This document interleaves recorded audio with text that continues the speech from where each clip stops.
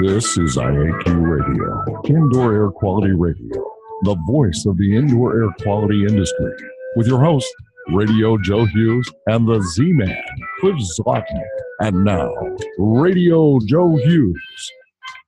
Good day and welcome to IAQ Radio Plus, our first show for 2019. Happy New Year. We're happy to have Jay Stake, IAQA President, joining us today. We're going to have an open mic. Hopefully we'll get a couple questions for Jay. But before we get started, let's thank our platinum sponsor. IAQ Radio Platinum sponsor is John Don Products, where restoration and abatement contractors shop. Visit them at jondon.com. That's JONDON.com. I also want to thank our gold sponsors, Particles Plus, Healthy Indoors Magazine, Gray Wolf Sensing Solutions, and AEML Inc. Laboratory. And of course, our association sponsors, the Indoor Air Quality Association and the Restoration Industry Association. And now you can win a cool prize. It's time for the IAQ Radio Trivia question. Be the first to correctly answer. Simply email your answer to czlotnick@cs.com. Or if listening live, just text your answer from your computer. And now, here's the Z-Man with this week's IAQ Radio Trivia question. Hello, everyone. Congratulations to Susan Valenti, Andover, Massachusetts, who was first to identify James Edward Hansen as the controversial former NASA scientist considered to be the father of global warming theory. The IQ Radio Trivia question for today, Friday, January 4, 2019, has been sponsored by Ideas, a solution chemistry company creating unique solutions to odor removal, surface cleaning, and decontamination problems. Here is today's trivia question. Who was IAQA's first female president? Back to you, Joe. All right. Thank you, Cliff. I was thinking about that question. She may also be the only female president, but maybe Jay could correct me on that, but let's wait until we get a couple answers in. Also, please check out our Facebook page and YouTube page. Give us a like, subscribe, and we've got a great lineup already for this year and looking forward to a great year. And today we're going to start with Mr. Jay Stake. Jay is the new Indoor Air Quality Association president for 2018-2019. He's also the owner of J&J Consultants, a total indoor air quality assessment company, and the president of Structural Sciences. Structural Sciences provides indoor air quality consulting services to the relocation industry throughout North America. He's got a network of 269 inspectors that assist with the relocation of clients within the network. The majority of the inspectors in the network are IAQA members. He's been a member of the IAQA Board of Directors for over 3 years and prior served as vice chair of the IESO, the Indoor Environmental Standards Organization, before it became inactive under the ASHRAE umbrella. Jay, do we have you on the line? Yes, you do. Thank you, Joe and Cliff. Welcome and happy 2019. Yeah, buddy. Lots of things happened in 2018. I think you became president, was it June? Correct. At the end of June, I did. So you have a 1-year term until June of next year, and then probably I'm hoping and assuming you'll run again, but I guess we'll find out. I'm enjoying my term. It's something the association needed, and like I've always said, we need to give back to our members. That's who I feel I'm obligated to, is our members. How is membership? You've changed management now in, what would that be, November 1st, I think it was, which is not that long. So November, December, basically a couple of months. How has membership been over the last 6 months? Is it up, down, kind of staying steady? It's been dwindling a little, but then it comes back. So basically it's staying the same. We left ASHRAE November 1 is when we became under the not leadership, but the joint effort of Association Headquarters Management Company. And they're out of New Jersey, right? They're in Mount Laurel, New Jersey. I see you got Brendan Breen is listening in. I don't know if we'll be able to get him on or not, but he's the new executive director. Is that correct? Yes, it is. And it's just been just a breath of fresh air to get an association management company that's all they do is they specialize in managing associations. And as I understand it, they're a pretty large group, aren't they? They're the 6th largest in the world. They manage, I think it's 48 associations. Then they have another 180 that they handle either conferences or something else within the association. Well, that should give you a nice synergy. I know that, as I understand it, NADCA, the National Air Duct Cleaners Association, has been with AH for, I'm guessing, 4, 5, 6 years now. And they, the folks I talked to there seem pretty happy. Oh, definitely. It's just, when I talk to the people from NADCA, they're so impressed. And I went to an AH leadership seminar just recently, and it was just nice to see all the energy, all the collaboration between the different associations, and everybody's there to help everybody. You know, Jay, one of the things that I guess myself and other members may be a little concerned about is the financial situation at IAQA. You know, you went from being part of a very large, rather well-off, I guess we could say, organization with ASHRAE. They're huge. I mean, they've got a large amount of money in the bank. They spend a lot every year. What's the financial situation look like with IAQA now? Since we've left ASHRAE, that's one of the driving forces why we had to leave ASHRAE is we were just spending too much of our money for them to manage us. And we just weren't getting anything in return. And like I said, we, the board, have fiduciary responsibility to our members. So we had to make another decision to go somewhere that it would help the association. And, you know, we're not as financially, we weren't as strong as we were quite a few years ago, and it just kept dwindling. And that's why we made the decision we did now. Okay, but you do still have some reserves, and oh yeah, we have reserves. Okay, and we were able to get AH on board, and they seem comfortable with the future of the organization, and hopefully we'll get back to where we were at one point. Where I believe at one point there was about $1.5 million in reserves, and that's not easy to get. We will exceed all expectations. There you go. All right, that's what I like to hear. Still around 2,200 members? Right around 2,100. Okay, good. Yes. Good. Now let's talk about it. You know, this is kind of an interesting question. Who is IAQA? What is IAQA? What is the reason for being? Okay. IAQA, we're the only trade organization that connects all parts of the industry to collaborate and grow. Connecting all parts of IAQ industry is central to better business growth, operational effectiveness, and customer satisfaction.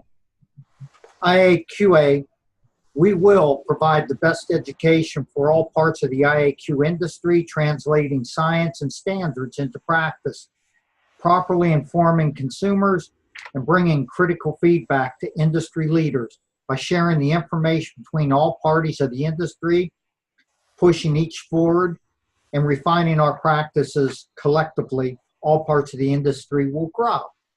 And part of that is, you know, our allied industry partners, you know, where we have ABRA, AIHA, IICRC, NADCA, RIA, EIA, and LEHA. And we're going to start working more and more with all the other industries and associations to where we're going to be the central force of it all, where we're going to be the people they go to. That's for indoor air quality, right? I mean, we're not, and that could both be either the remediation of indoor environments or the assessment of indoor environments. Is that accurate to say? Yes. And working together to bring that information and education to the masses, I guess, or is it just, there's a difference between a trade association and a professional organization that's more, more geared toward standard setting, et cetera. What are your thoughts on that? Excuse me. No, we want to bring in all the information and, like I said, be the catalyst for all the other associations to come to, and plus the consumers to be able to come to us to answer their indoor air quality problems, to where it'll just give a whole total better picture for everyone, instead of getting a little bit from over here, a little bit from here, where we'll have it all.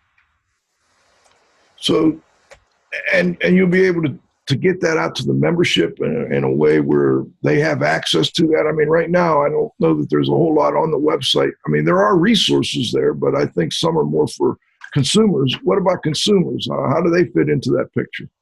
Okay, what you brought up about the website, that is totally being redone. If you've gone to Find a Pro, it's just totally different from what it used to be. You can punch in your zip code and boom, it pops up to whoever's around you. And you can click on that and it can give you their specialty, their name, their contact information. Then on consumers, there's a consumer reference page in there and they can go to different leagues. But Brendan and I were talking today that when a consumer has an individual problem, they can come to IAQA and we can refer them to somebody, or, whether it's through the Find a Pro or another approach to it. To help them get answers to indoor air quality questions. Correct. Yeah. Where it'll be user-friendly, where they don't have to just fight and work at it. Believe me, I like making things as simple as possible and user-friendly, because one, I don't have the patience when I'm on websites. We're going to pull the website up now. They can go through it quick and easy. We're going to pull the website up now and take a quick look at it, see if we can at least show folks a couple things that maybe they're not taking advantage of with Find a Pro. I know many members are somewhat familiar with Find a Pro. Maybe they're not familiar enough to have updated their listing recently. So I think we've got it up now, John. There we go. And that's one of the main things is the members have to make sure their information is updated on their profile, so then they can keep everything updated. Referrals. Let's see if we can find a pro, John. There we go. So we're in the Find a Pro. Let's hit a postal code number. Jay, what's your post? 28138. 28138. So you punch in 28138. You hit search. And hopefully we'll get a nice list of people in that area that can do indoor air quality work. There you go. Right there how it comes up. And it gives them geographically to that zip code, where before it used to just be alphabetically. Maybe the first person was the furthest away. This way, they can look at their location and see it exactly, who would be closest. And this would be a good tool for consumers to use if they're looking for an indoor air quality specialist, remediator, etc. I was so happy to see this. did a wonderful job on this. No, one of the things that we're trying to do here is get the word out to consumers and others about resources like Find a Pro. What else is IAQA thinking of doing to get the word out to consumers that we have this available for people, and that they could, find a professional in their area to help them with an indoor air quality problem? Well, more and more, what we're trying to do is get more interviews with publications or with different radio one of the things I'm looking at right now, and I'm going to do the application, is for the National Indoor Air Quality Month, Week, and National Indoor Air Quality Day. And that'll, go through the government, how you had, like, today is National Spaghetti Day. The government gives a lot of recognition to these different days, and when people go on it and they see different things like that, our webinars, the conferences, different conferences that we attend, and like I believe, on my shirt, I wear it, I have it on my vehicle, so then that way I do a lot of traveling, and it's out. I want IAQA to be out in front, not just me, but the whole board, to be out in front of everybody, so it's recognizable. Hey, I've got a text question from a listener. How are you going to be, will you be going beyond indoor air quality to include healthy homes, or IEQ? I mean, and that's probably been a tough question for IAQA for years. Is it just indoor air quality? Is it indoor environmental quality? Are we looking at healthy homes? Are we doing all of the above? It's going to be one facet of it, because if you don't have good indoor air quality, you don't have a healthy home. And if you don't have a healthy home, you don't have good indoor air quality. So they're kind of tied in with each other. And yes, we're going to be looking at the aspects of healthy homes. There was a committee, I was on it for 4 years, maybe, some years back, that developed curriculum for healthy homes that we put together for IAQA, Children's Mercy Hospital, and I remember Carl Grimes was on there, Eric Shapiro, who I think may be joining us today. Any thoughts on kind of putting that committee back together, or at least taking the information that committee developed and putting some programs on for people? All committees right now are under review.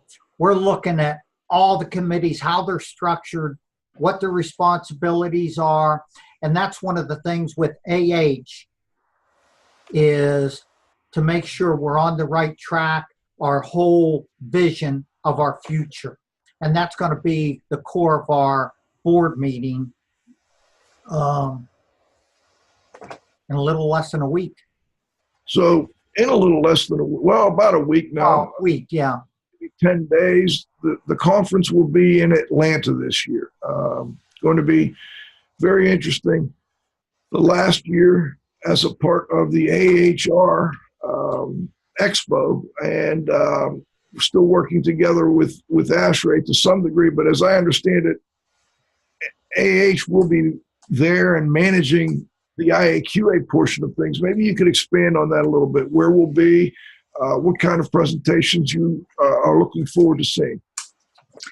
Well, yeah, this will be the last year that we're associated with AHR, which manages ASHRAE's exhibit. And they're good for what they do. But we ended up being such a minuscule part of it, we kind of got lost in the shuffle. And that's not what IAQA is about. We, like I said, we want to be the central part of all of it. It's where we used to be the networking, the education, the collaborative group for our industry. We're working on right now the location and the other particulars for our 2020 conference. Because right now we're restricted who can exhibit at our conference and everything, and just the whole kit and caboodle of it, I guess the easiest way to say it. And, there's a lot of exhibitors we used to have that couldn't exhibit here before. I understand that that's not necessarily ASHRAE's fault either. They just... Correct. They that are is AHR. Right. And it's expensive to exhibit at the AHR Expo. And like you said, it's huge. You have, I don't know how many thousands of exhibitors there. And they did try at least, and then I think again this year you'll have an IAQA pavilion where people who are interested in IAQA can go, and the vendors that are more focused on indoor air quality will all be in that area. Is that accurate? Correct. Yeah, we'll have the IAQA pavilion, and all of our exhibitors will be in there. And I think there's a total of 13 booths in that IAQA pavilion. And I know that sounds really small as opposed to the 2,000 that AHR has. But then there's some that aren't in the pavilion, like Gray Wolf. And, you know, they're a sponsor. Right. And, They'll be in the pavilion or not? They're not in the pavilion, but they've always been with AHR. So then, you know, when we go elsewhere, Gray Wolf will also end up, along with all of our other exhibitors, plus the exhibitors and sponsors that we have lost in the past. If I recall correctly, we had, I don't know, 40 or 50 exhibitors at past IAQA conferences. Do you know off the top of your head how many we've had in the past? It was upwards between 40 and 50. I remember there's been time, 45, close to 50. And next year, 2020, will be the first time we've had our conference by ourselves. 2004 was the last time we had our conference by ourselves. Yeah, that was when I think NAFA, the National Air Filtration. So you mean that, like we would partner with NAFA, or we would partner with, who else did we partner with? We had the American Air Conditioning Contractors of America. I mean, been different ones. So this 2020 AQA will be ours. Okay. And any thoughts on it? I guess you can't say where it will be yet, but I'm sure you're No, that's one of the decisions we're going to be making at our board meeting. Okay. Speaking of decisions at the board meeting, I've got a text question here, and it says, going back to the committee, evaluation of the committees, who will be evaluating the committees? Do you have another committee doing that, or is it to the leadership, or is the whole board going to evaluate it? Clarify that question. What do you mean by evaluating the committees? I think during one of your answers, you said that you're reevaluating all the committees and the committee structure. That'll be something we're going through the executive part and plus where I don't believe but we shouldn't waste our committee members' time, energy, and effort if they're not accomplishing anything. That's where the evaluation is going to be coming into effect. Okay. Hey, I'm curious also on this year's conference, and John, if you could pull up the website again and then go to the conference, the annual meeting section there, and there will be a schedule in there. Just get an idea of who. Well, first I want to thank Particles Plus. They're going to be a diamond sponsor for IAQA this year, and that's always a big helpful thing. And then the silver sponsor is Gray Wolf, which hopefully in the future we'll be getting more and more of those. Here we have a past presidents. But anyway, if you could pull up the agenda, Jay, any presentations in particular that you're very looking forward to seeing? I'd like to see them all. It's just we have some really, really dynamic speakers. We have our seminars on Sunday, with Wei, J.J. Jenkins, and Louis Chang. And then you start getting in, for the technical program, there's over 40 of them. And they're right there. There we go. Yeah.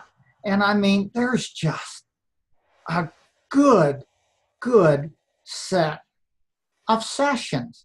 I mean, like I said, I'd like to be gone to all of them, and I know I can't because of meetings and other commitments, and I'll be floating in and out. And my main thing is I just want to make sure, I'm going to be talking to all attendees. I'd like to meet as many as I can, new attendees, and to just get their feedback. And that's one of the responsibilities, I think, of attendees.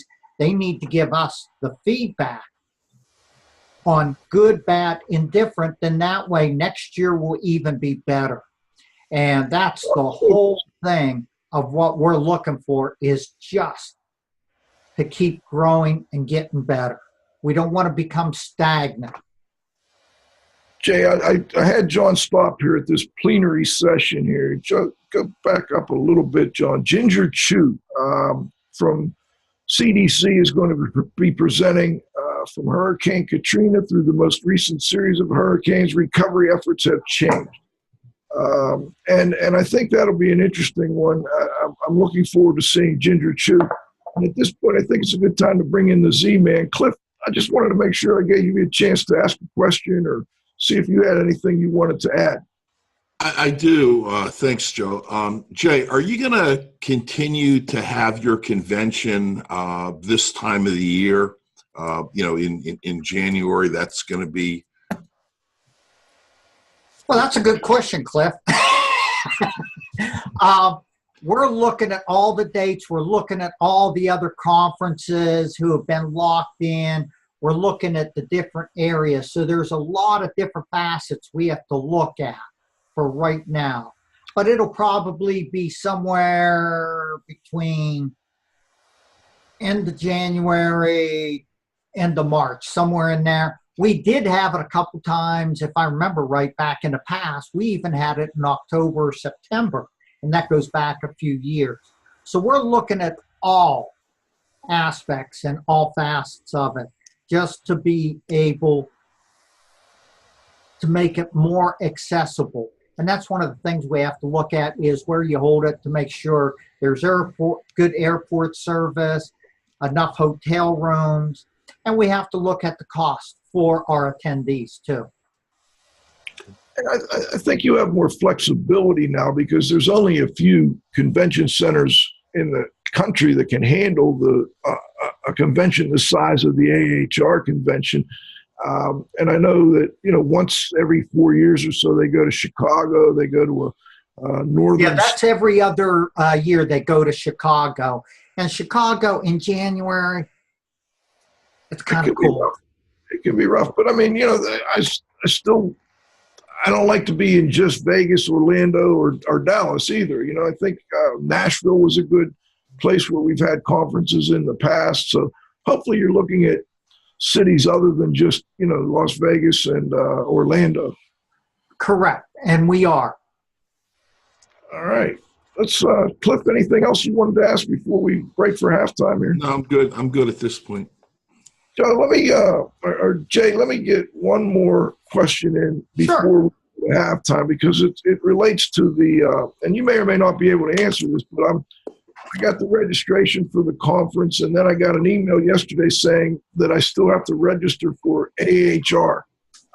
Do I have to do that, or is my registration for the conference? I know your IAQA badge will get you into the AHR exhibit. Okay. So I guess it wouldn't hurt to go ahead and register again. But yeah, and they want you to register so they have your email contact and, the whole litany of things that follow that. Yeah. Text question. Thank you, Joe. Joe Madosh is texting me some questions. He also may join us for the second half, maybe for the roundup. But anyway, he asked if you were thinking about the possibility of working with other groups, other organizations, maybe like EIA or Maine Indoor Air Quality, or, like we have in the past with Air Conditioning Contractors of America. Oh, we're definitely looking at everything. Let me ask this, Jim. There's a good portion, and through everything, we're going to be working with other associations and organizations to develop, like I said before, to give the consumer, our members, their members, every access possible. Then that'll be in the developmental part of it. When we're starting to discuss, we're going to have MOUs with associations, and those are memorandums of understanding. And we're basically rebuilding IAQA is what we're doing. And we just want to do everything that's best for our association and other associations, because we're all in it for the betterment of the consumer and for the education of our members. I think a lot of the members would like to have more input into some of these decisions. How do they contact you or other board members? I mean, is there a list on the website? Can they go to the website, get the emails, or is there maybe a place where you take questions that on the website or some other place? Is that something you're thinking about? No, they can go onto the website, and it has the whole list of board of directors there with their email, phone numbers. And my phone number, my cell, that's the easiest way to get me, is 704-232-0077. And you encourage members to be in touch? Yeah, they can call me, they can vent, they can say, hey, this is excellent, would you? And I'll answer any question. And if I don't know the answer, I'll find it out. And I am totally for transparency. And right there, you can do a contact, you put your name, your question in there if you want, and then you got to check you're not a robot. And it's just, like I said before, we're here for the members. Our board is probably one of the best boards we've ever had. And they're a very responsive board. We are inclusive. We don't want to be exclusionary. We want to be inclusionary and help everybody. Jay, that's in simple terms. And you know me, I try to keep things simple, no complication. We may also want to put the phone number for headquarters up, John, if you can find that on the website there, because I know Brendan Breen, who's the new executive director, has been very responsive whenever we've had an email, or I know Cliff actually called him this morning for a question before the show. He got right through. That's the kind of thing we like to hear. Let's stop for a moment here and thank our sponsors. We're going to take our halftime. We'll be back with IAQA President Jay Stake in 90 seconds. IAQRadio Platinum sponsor is John Don Products, where restoration and abatement contractors shop. Visit them at jondon.com. That's JONDON.com. Gold sponsors are Particles Plus Engineers and Manufacturers of feature-rich particle counters and air quality monitoring instrumentation. Learn more at particlesplus.com. Count on us. Healthy Indoors Magazine, a free online digital magazine for industry professionals and consumers. Subscriptions available at healthyindoors.com. And AEML Laboratories, free FedEx shipping, great pricing, same-day results, and never a rush fee. Learn more at AEMLinc.com. Gray Wolf Sensing Solutions, who use advanced sensor software technology and embedded computers to provide superior environmental test instrumentation. Visit them at wolfsense.com. Association sponsors are the Indoor Air Quality Association, a multidisciplinary organization dedicated to promoting the exchange of indoor environmental information through education and research. Learn more at IAQA.org. And RIA, the Restoration Industry Association, the granddaddy of the restoration industry. Network with leaders. Learn more at restorationindustry.org. We're back for the second half of our interview with Jay Stake, IAQA president, owner of two indoor air quality consulting companies. Cliff, I want to note, I see a couple of our trivia folks got on a little late today, and I think it's an important trivia question. Have you gotten a correct answer yet? I have not, at least not via chat. Hang on, I'll check my mail. But go ahead. Repeat the question while we're waiting. Cliff was looking for today's trivia question for the first female president of IAQA, and I believe the only. I could be wrong on the only. I don't know, Jay. Do you know if there was a second female president?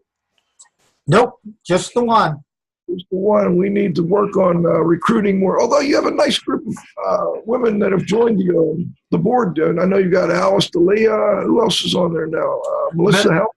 Yeah, Melissa Helmick from EMSL. Was there a third one, or No. we need to get more? We need to get more women involved with the organization here and running for office, running for board of directors. All right. What's going to happen with? I want to go to a little different topic, and that's what used to be the Indoor Environmental Standards Organization. I know at one time you were the chair. I was vice chair of IESO, and that was dissolved the day ASHRAE took us over. As a corporation, it's just sitting there dormant. It can be activated with the reapplication fee to ANSI. Right now, we have our standards. We got them back from ASHRAE, and we're in the process. The one that's most further ahead is the school mold standard. It's the moisture and mold assessment standard for educational facilities.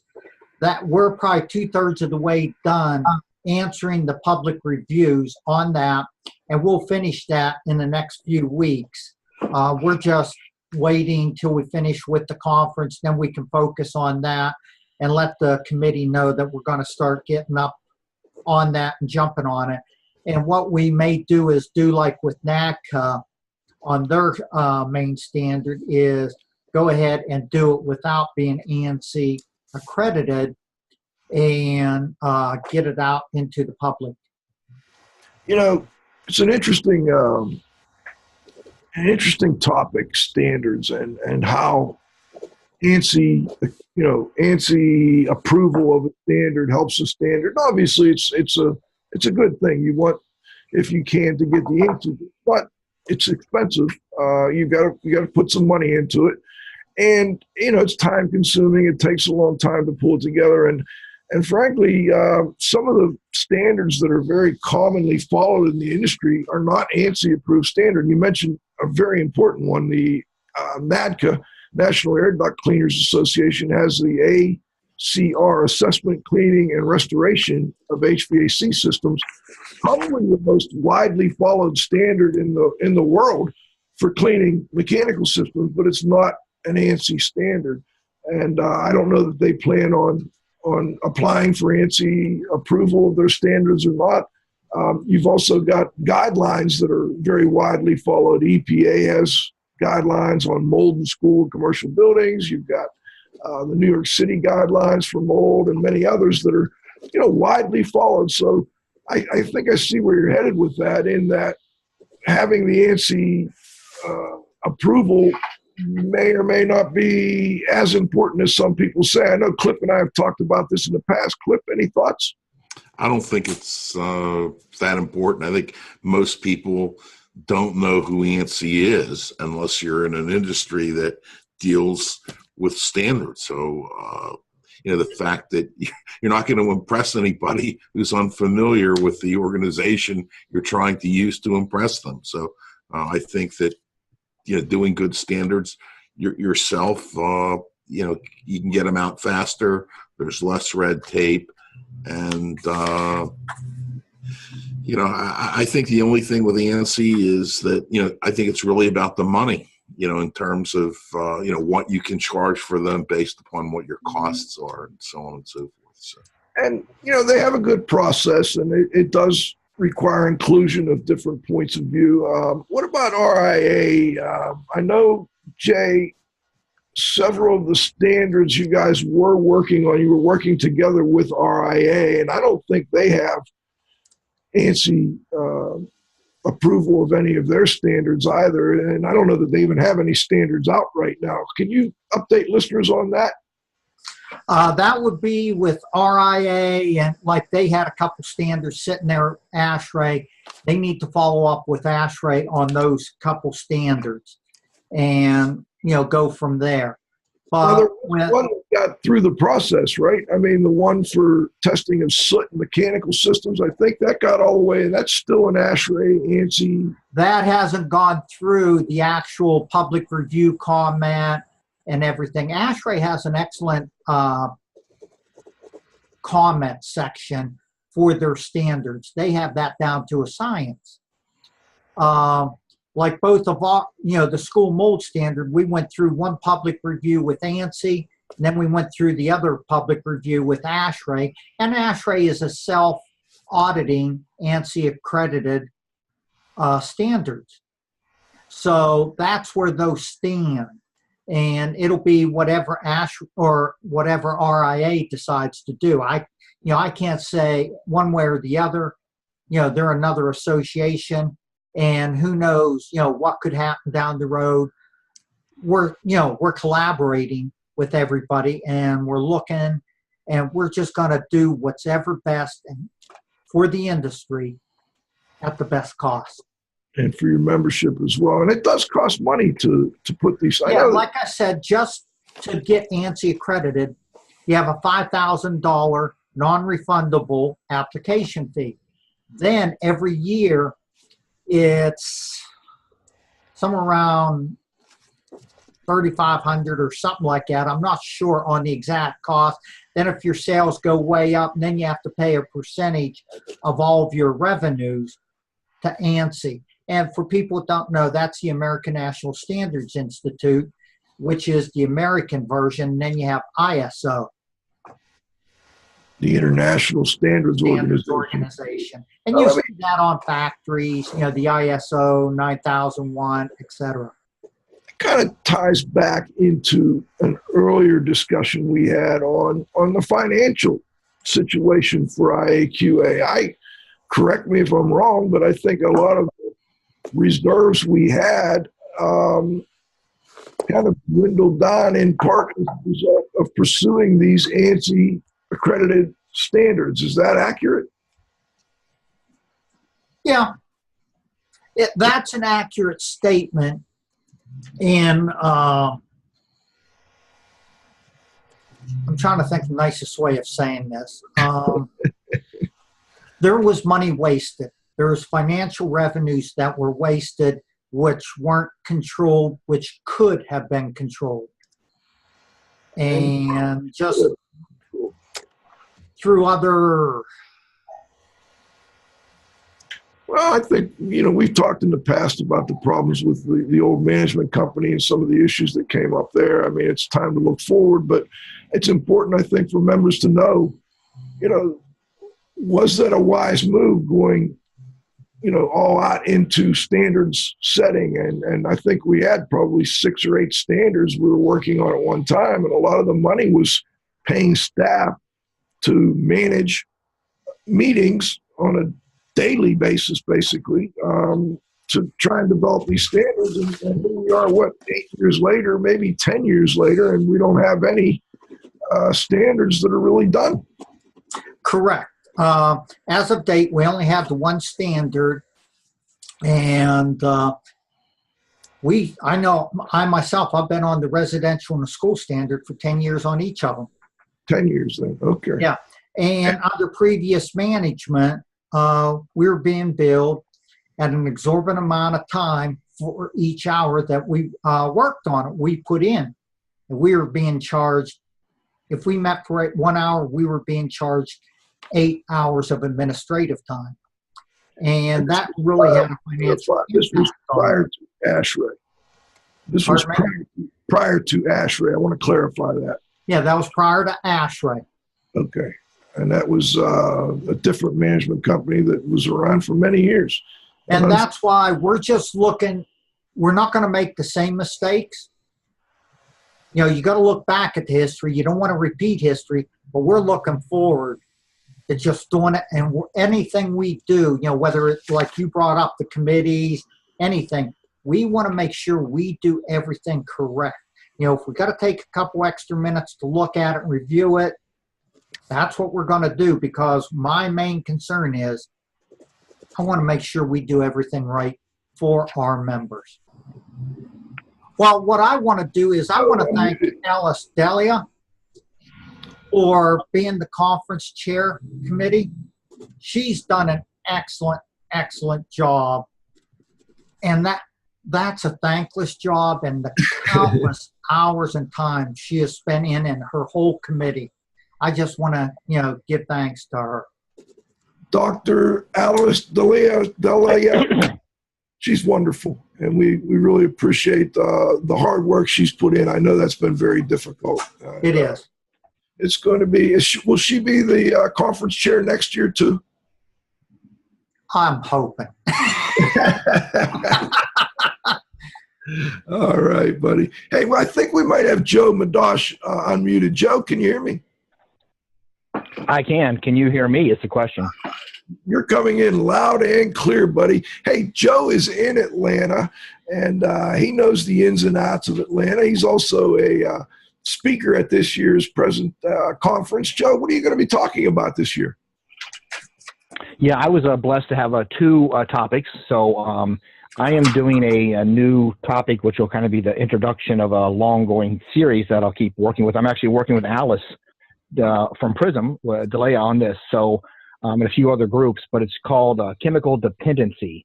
And it's our addiction to the chemicals and building materials that we cannot avoid. And my concept is basically that you can't build a house today without being inundated with a variety of chemicals. Unless you're going to go to the woods and chop down your own trees, you can't avoid chemicals. And there is what I call this addiction to the chemicals that we have to use in our building products, whether it's new or remodeling. There's just no way to get around them until consumers say enough. So, the food industry, people said, you know what, I want more of chemical-free products. And until consumers say, I want more chemical-free products in my house, they're just going to keep putting them in for convenience. So I'm hoping that we can begin to create the awareness of you should always know what's in your environment, just like what's in your food. And Joe, you've been with Hayward Score now. Hayward Score. You want to check that out. It's haywardscore.com.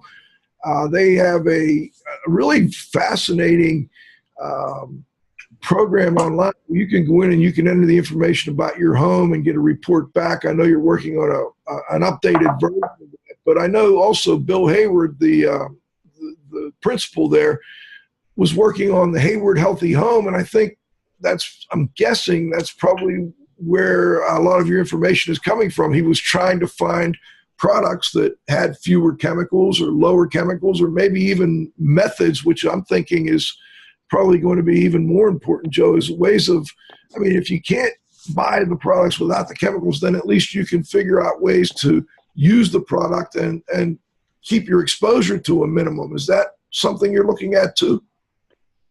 Yeah, so Bill Hayward, the owner, has had a major chemical failure with him and his family in terms of being exposed to stuff that really debilitated all of them in a way that was really profound. And that's where Hayward Score came from. But he decided to build a new home and hired Carl Grimes, and the two of them evaluated every product in the house diligently as to what chemicals are included. And there should have only been two, which is always formaldehyde and acetone. But when they did the testing, they spent a lot of money on the testing. They found there was a enormous amount of chemicals that were never disclosed by any of the manufacturers. And his brand new home now has all these chemicals. And fortunate, the only way to eliminate that, so the way to get yourself off of chemical dependency, is ventilation. And he had an amazing ventilation system that was able to combat the extreme high levels of VOCs, and I'll include that case study in my presentation. And it was phenomenal. What people are not disclosing, what manufacturers are not required to disclose in the products that they're installing every day. And I believe your other presentation will be something similar to what you did for us at the Healthy Building Summit, and that was a lot on ventilation, but also on pathways and the different pathways. We always teach the 4 Ps: people, pollutant, pathway, pressurization. And you did a real nice job of illustrating that. Is that your second presentation? Yeah, that is, Joe. And it'll be similar. I always modify every presentation so it'll be similar. But the contaminant, so the concept is air infiltration equals contaminant pathway. And the concept is we need to change the dialogue that air leakage is not really profound enough for a consumer or even some contractors to be like, oh, we have to fix that. It's kind of a who cares. We breathe air. It's not a big deal. But when you think about your air leakage as a contaminant pathway between your crawl space or your attic or conditions outdoors, that different type of concept will change your how active you want to be about controlling what comes in your house. So I am going to put a completely different twist on this year's presentation, and that is that, so there's a few of you on here that'll laugh at what I do. So my goal is to tell you should seal your house, but then I'm going to tell you to stop sealing your house, because right now we're sealing a bunch of houses and we're not doing ventilation. So the worst thing you can do is seal your house up and do a poor job of ventilation. You will create the worst environment possible. So if you aren't ready to do really good mechanical ventilation, don't seal your house, or just seal your crawl space. Avoid the large contaminants, but trying to make a really tight home with just some average ventilation is a recipe for disaster. So I'm going to stop during my presentation and say, wait, don't seal your house, and kind of make sure people understand the difference between why mechanical ventilation is just really the key to eliminating contaminants. Oh, and it's going to be tougher not to seal your house with states adopting the newer energy code and building codes, because they're requiring tighter homes. Well, the other thing that's going to impact a lot of homes, and especially a lot of multifamily, is this new aero barrier. That AeroSeal now has a method to seal the environment. And if you look into what they're getting, in fact, I think there's a small presentation on that. They're not down to 3 ACH. They're down to 0.3 ACH and tighter. They are creating lab type conditions for an average home or an apartment, and that is a serious issue if you do not have good ventilation, especially for a new home, and the chemical overload that you're going to have for that first year or two. Interesting. Joe, thank you. Any other questions for Jay? I know you've sent a couple by text.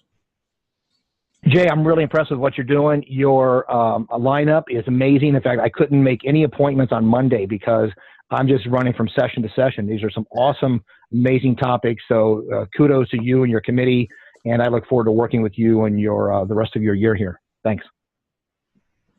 Fantastic. Oh, we got to unmute Jay. You back, Jay? Okay, I'm back.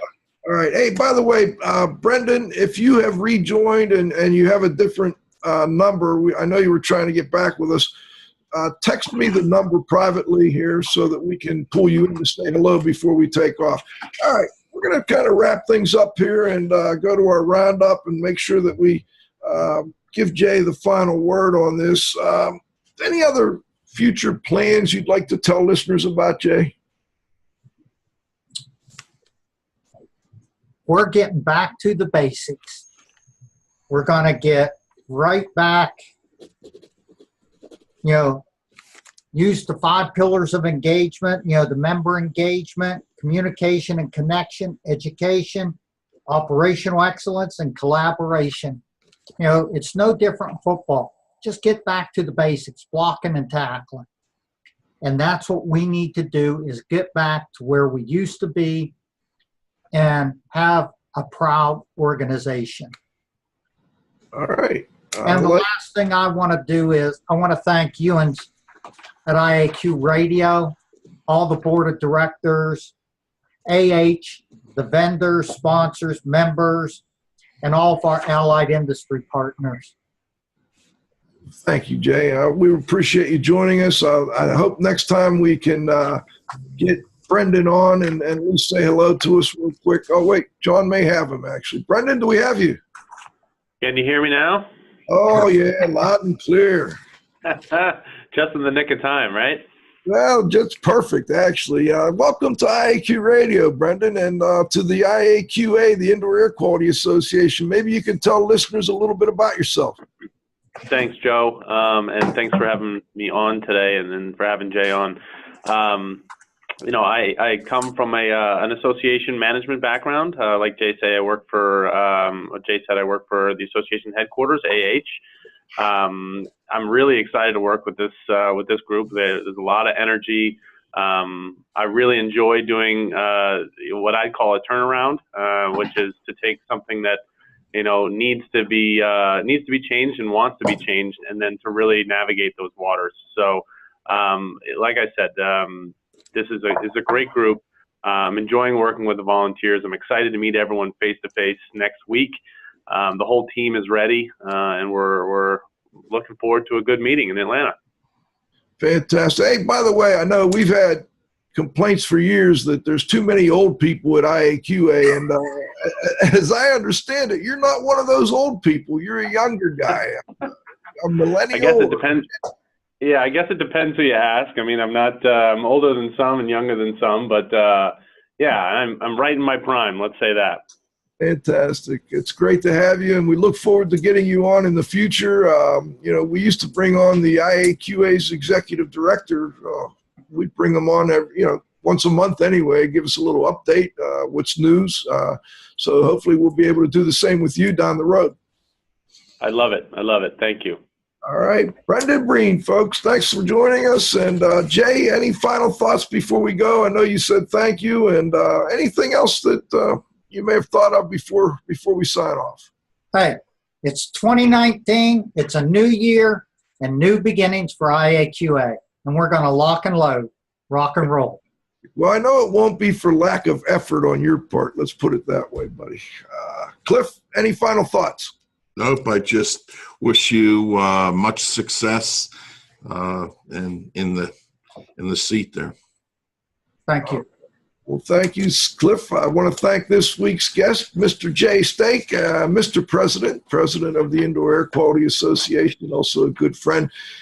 Glad to have you on board. And I know it's been a lot of hard work, but I think we got the right man at it after Mr. Lapotere did a great job as well. John was hard at work. He made a bunch of changes that kind of allowed you to get to this point, I think. And looking forward to seeing many of you January 14th through the 16th in Atlanta, Georgia. Hot Atlanta, although it shouldn't be too hot this time of the year.